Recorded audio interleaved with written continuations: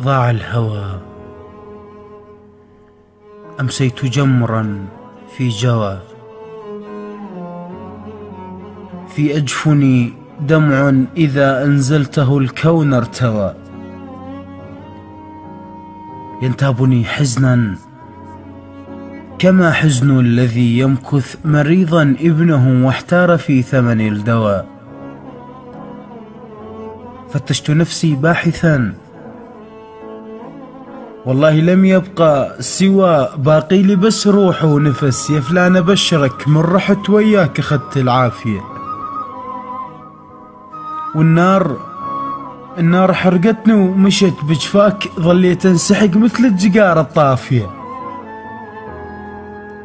معروف لو صبوا الدمع ينشاف بس ما ينسمع، ليش انا دمع بغيبتك فزز الناس الغافية؟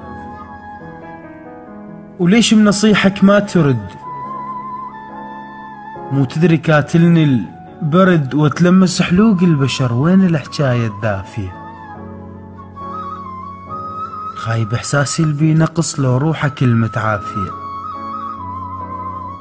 ودعت ليلي مقمرا، امسيت والقمر اختفى، غيري سعيدا يحتفي ما همني فيما احتفى. أكملت دربي بائسا، في خطوتي بان الجفا حقا كفى. كم دوب كابر وانتظر سنة المضت مو كافية،